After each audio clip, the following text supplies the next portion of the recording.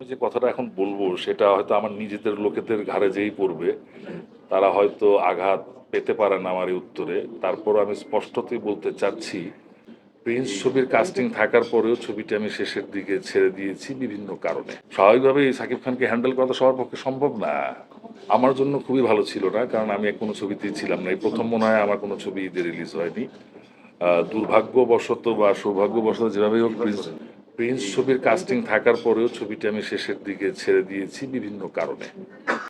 পরবর্তীতে যেই ধরনের কথাবার্তা শুনলাম বিভিন্ন মাধ্যম থেকে, আর একটা হয় কি জানেন, আসলে আমি আমাকে যতই গোপন করার চেষ্টা করি, আপনি আপনাকে যতই গোপন করার চেষ্টা করেন, এখনকার গ্লোবাল সিস্টেমের ভিতরে কিন্তু আপনি কোথায় কখন কি কাজ করছেন সেটা কিন্তু সাথে সাথে সব জায়গায় ছড়িয়ে যায় ব্যাপারটা।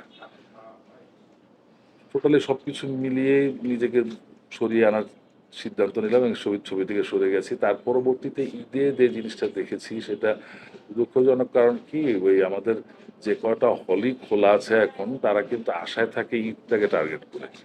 তো ঈদে কিছু পয়সা পেলে তারা হয়তো এই টাকাটা দিয়ে, এই লাভটা দিয়ে বা এই অর্থটা দিয়ে তারা হয়তো আগামী 6 মাস হলটা খোলা রাখার চেষ্টা করে, অথবা নেক্সট ঈদে বা কোরবানি ঈদের পরবর্তীতে কোনো ফেস্টিভ্যালে তারা আবার হলটা রাখার চেষ্টা করে।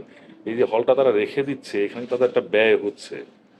তো এই ব্যয়ের যে টাকাটা সেটা কিন্তু এই ঈদ কালেকশন থেকে বা বিভিন্ন ফেস্টিভ্যাল কালেকশন থেকে আসে। তো এইসব জায়গায় সাধারণত এক নম্বর স্টার হচ্ছে আমাদের সাকিব খান, যার আশাই সবাই করে যে ওনার ছবিটায় বেশি ব্যবসা করবে, অর্থ বেশি উপার্জন করবে ওর ছবির থেকেই, লাভ বেশি হবে ওর ছবি থেকে, যে কারণে টাকাটা থাকে। তো ওর ছবিটা নির্মাতা প্রতিষ্ঠান হোক বা নির্মাতা হোক বা যারাই জড়িত ছিলেন, একটু আরো কেয়ারফুলি হ্যান্ডেল করা উচিত ছিল। সেকেন্ডলি, বিভিন্ন জটিলতার কথা বলা হচ্ছে।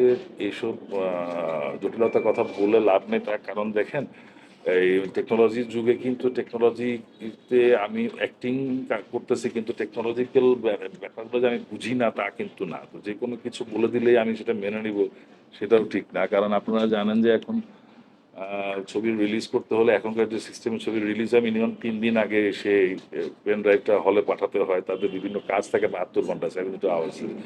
সো ইফ ঈদের আগের দিন সেটা দেওয়া হয়, তাহলে তো সেটা এমনি বাধাগ্রস্ত হয়ে যাচ্ছে, ঈদের 2টা দিন তেমনি চলে যাচ্ছে। ওটা একটু কেয়ারফুলি হ্যান্ডেল করা উচিত ছিল। আর একটা জিনিস আমি বলবো কি, দেখেন আমাদের দেশে কিন্তু একটা ট্রেন্ড ছিল আগে, আপনারা খেয়াল করেছেন যে 2-1 জন ব্যতিক্রম ছাড়া ম্যাক্সিমাম কিন্তু আপনার নতুন ডিরেক্টর ব্রেক পেতে হলো একটা স্ট্যাবলিশড প্রোডাকশন থেকে, যে প্রোডাকশনটা ছবি বানানোর মধ্যে পটু, তারা সব জানে কোথায় কি হবে। তাহলে ডিরেক্টর যদি কোনো ভুল থাকে বা যদি কোনো অভিজ্ঞতা কম থাকে, তখন প্রডিউসার বা প্রোডাকশন হাউস তাকে সাপোর্ট করতো।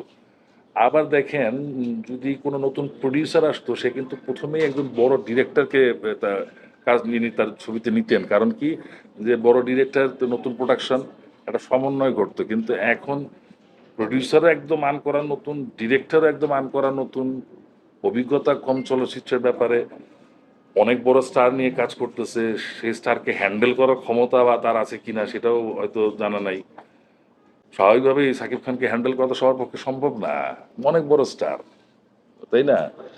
তো এই ব্যাপারগুলো একটু চিন্তা ভাবনা করে আগানো উচিত আমার মনে হয়। কারণ বোথ সাইড উইক হয়ে গেলে তখন টোটাল প্রোডাক্টটার উপর একটা প্রভাব পড়ে যায়, সেটা মেকিংই হোক আর রিলিজিংই হোক আর যেখানেই হোক।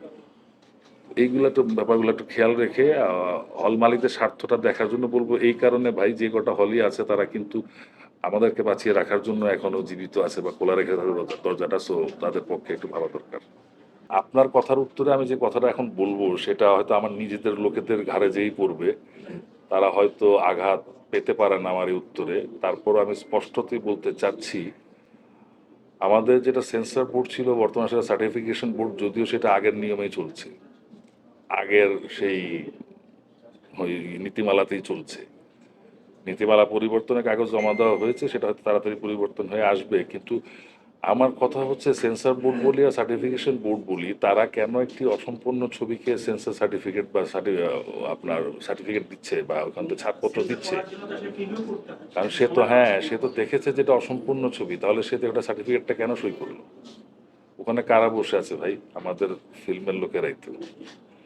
ওখানে যারা বসে আছেন তারা আমাদের চলচ্চিত্রে ভালো চান, তারাই তো বসে আছেন।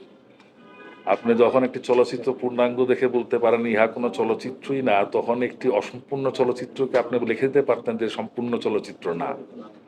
সেই ক্ষেত্রে আপনি ছাড়পত্র দিবেন, তারপরে হল মালিকরা তো মনে করবে যে ছবি ঠিকই আছে, তারপর তারা নিবে, নিয়ে তারপরে তো এটার যে সমস্যাটা হয় সেটা হয়। একদিন আগে কিভাবে একটা ছবি শুটিং হয় রিলিজে, এটা আমার মাথায় ঢোকে না।